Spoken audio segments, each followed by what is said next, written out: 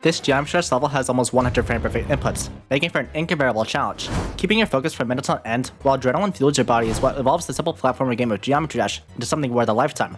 But is time running out for the hardest levels? It seems that levels of late have taken the fun aspect out of the game and thrown it out the window. Today, we're going to look at the future of what's to come, and if there's a way to avert this crisis. When viewing the community and their thoughts with the list of the hardest levels, I've come across two main sides to the argument. The first of those being that the latest levels have been sacrificing enjoyment for the sole purpose of difficulty, making for a tougher experience for those trying to improve at the game. Do you remember Bloodlust? The level which once sat at the pinnacle of difficulty has now fallen over 60 spots on the list. Sonic Wave, the faithful 9 circles level made by Cyclic, is close to falling off the demon list entirely. And Bloodbath, the impossible level? Forget about it. You're better off finding a hay and a needle stack than finding this level on the list now. The main argument that comes from this side is that the list was once made for levels. Now, levels are made for the list. On paper, this is a perfectly valid argument. However, let's take a look at the opposite side of the coin. The demon list is, after all, a community-ran list, where its sole purpose is to rank the hardest levels. There's no way to prevent levels from getting harder, so there's no reason to prioritize enjoyment over difficulty, as we'll eventually lose that over time. Once again, perfectly valid argument. The list is, after all, just a list. With two perfectly valid sides, with each side having their supporters, there's no clear-cut answer as to which side is right. With both sides explored, however, the vast majority feel that levels on the list have gotten worse, for a variety of reasons, but most of them stem back to the difficulty aspect. It's less likely for a level to be as enjoyable if it's harder, but there are examples of extraordinary execution even within the top 10 hardest levels. So let's take a look at the examples of what is actually going on within the top 10. Out of the 10 hardest levels in the entire game, 8 of them were at one point or another advertised as either impossible or the hardest level in the entire game. Let's take out the two levels which defy this. Sitting currently at number 10 on the list is none other than Limbo, which if you ask the majority of the community, is the best level in the top 10 by far. I mean, what's not to love about it? It's a huge mega collab that takes the memory archetype to its limits. It's also got, and it's currently the longest level in the top 10, allowing for the difficulty to build up over time, instead of being shoved down your throat in the first 2 seconds. Levels above 2 minutes long are a rarity amongst the hardest levels, with only 13 of the top 50 hardest levels being above this threshold. As far as levels over 3 minutes in length are concerned, there exists only 5 levels in the top 50 which reach this margin, which is a shame, as longer levels give an experience in a different stratosphere compared to short levels with more condensed difficulty. Not to say that these levels aren't satisfying in their own ways, but the adrenaline that you receive from these type of levels doesn't compare. With all that aside, let's have a look at Q-Key, which currently sits at number 5 on the list. While Q-Key doesn't have the insane length that Limbo does, it packs the equally intense gameplay in a unique way. While Limbo was a huge mega collab made by over a dozen creators, Q-Key was made by only a single creator from start to finish. As such, the level is extremely consistent in its decoration and gameplay the whole way through. Additionally, the level was also verified by Demetrio after hundreds of thousands of attempts, allowing for the perfection of balancing. Overall, it's a well thought out process. However, the level was in development for a very long time, so this type of schedule isn't all that sustainable, but it still gifted us in what is widely agreed on to be the best top 5 currently, and potentially the best top 10. There's still 8 other levels in the top 10 though. Of the remaining levels, they're a relatively even split of the levels being old impossible levels, or upcoming top 1s that were modified in some way. Let's talk about the impossible levels first. I mean, Silent Collapse-Up likely gets an exemption due to its age and infamy. It's the most famous impossible level of all time, with a 7-year-long race to beat the level. Sorry, getting off topic here. The gameplay and decoration doesn't exactly hold up to standards, but that's due to the level being made multiple updates ago. The same kind of thing can be said for Cupid Circles, an old impossible level that actually ended up getting a decoration overhaul to keep up with modern standards.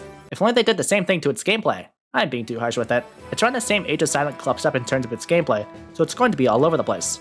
Unfortunately, that's the kind of thing that's going to happen with these levels. So let's take a look at the other side of the spectrum. At one point or another, the rest of these levels were once considered the hardest or impossible, and had to be nerfed down in some way. How well did they do it? Well, Firework did it surprisingly well. Minus Strike isn't an offender in any way, shape, or form. Best of Darkness did it alright, but the level itself has problems with its spacing. Come on, a minute-long pre-drop? Seriously? Slaughterhouse follows in the same predicament. It was nerfed down to be possible until it was verified by SpaceUK back in 2021. I've already discussed my feelings with Aggron countless times. Just know that I think it did a good job, it's just held back by choke points that carry its difficulty. That's a common theme with these really hard levels however, so I can't cut off too many points for just one level in particular, and that leaves us with Avernus, the current second hardest level in the entire game. Being verified by Zoink, who is up in consideration for the best player to ever play this game, Avernus was once advertised as the hardest upcoming top 1, but as time passed, the level's difficulty fell down the ranks, so what was the solution to this problem? Add buffs literally everywhere. Avernus would go on to receive a difficulty overhaul, with wave parts racking up double-digit numbers of frame-perfect inputs, and brutally typed ship sections with inaccurate hitboxes that throw the player off. It's also very poorly tested for bugs and skips. I mean, this may as well be the intended route at this point. There's a lot to dislike with the current state of Avernus, and the number of people playing it justifies that fully. While Akron and Silent Clubstep have both recorded multiple victors, along with several more progress runs, Avernus doesn't have a single recorded notable run yet, being released on the service for around 2 months at this point. While 2 months doesn't seem like a long time, just know that Akron recorded its first victor in a shorter amount of time than Avernus has recorded a run of over 50%. Nobody wants to play the level, due to the reputation that the level has garnished. There are talks of a potential update to the level to right some of the wrongs, but I'm not too confident of how much the level can be improved on. And don't get me wrong, I want this level to be good. I think it has a lot of potential, it's just a shame that it turned out this way. If you've taken a look at upcoming levels, you'll know that there are a lot of upcoming top 1s in equally hard levels. So much so, that there are half-hour long videos showing off every single one. Some of these are further in development than others however, but the one thing that they are unified by is incredible amounts of difficulty. With these levels being advertised as potential top 1s, they're going to do their best to stay that way. This means adjusting for the rising difficulty of the list, as several of these levels have been in the works for literal years. They're going to want to keep the identity that they received as a top 1. When looking at extremely hard levels, ask yourself this question. If the level was significantly easier, would it still be nearly as memorable? If the answer is no, then the level is relying too much on difficulty. Let's take the level Abyss of Darkness for an example. The level wasn't ever hard enough to ever place on the demon list. Do you think you would know about it? Most of you would say probably not, since Abyss of Darkness was advertised as solely the hardest level ever before its release. And it didn't get to hold that title for very long either, being out of the top 5 currently. Now, let's take a look at a level like Nelv, which is a level that is still difficult, yes, but was never advertised as such, being in top 30 at best. Now let's take Nelv and Abyss of Darkness together. If both levels were never placed on the demon list, which one would you be more likely to remember? I have my answer, but I'd like to hear your thoughts as well. As more time passes, we'll continue to see more upcoming top 1s and other hard levels get released, making for a rather muddy situation on the top of the list in the distant future. And with update 2.2 drawing closer, it'll be easier to finish these levels, causing for an acceleration in the number of levels being placed near the top of the list. But how will 2.2 change the hardest levels in the game? It's very hard to say, since we don't entirely know when the update is going to be released, but there's been a lot of activity from RobTop as of late, so things are looking up. Some have speculated the 10th anniversary for the update, so that means that we're looking at a few more months until the demon list takes a dramatic shift. But where will the shift take us? Well, with each new update that gets released, there's a new editor to get accustomed to, so creators will need some time to figure out what works best for them. So until then, there might be a lot of questionable levels on the market, and some of these will eventually find their way onto the demon list. While platformer levels are a complete mystery right now, it wouldn't surprise me if platformer levels receive their own separate list, which sounds like a clear and logical course to follow. But platformer levels aside, the new features that are present in the upcoming update are going to make for a lot of uncertainty. Let's talk about the camera controls. On paper, it's a perfectly harmless addition when used properly, but is it going to be used within reason?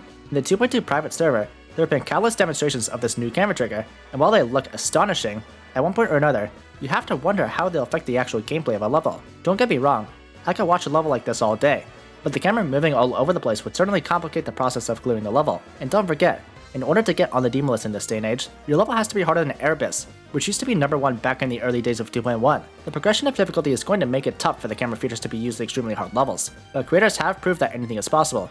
It just takes time. But can we afford to wait?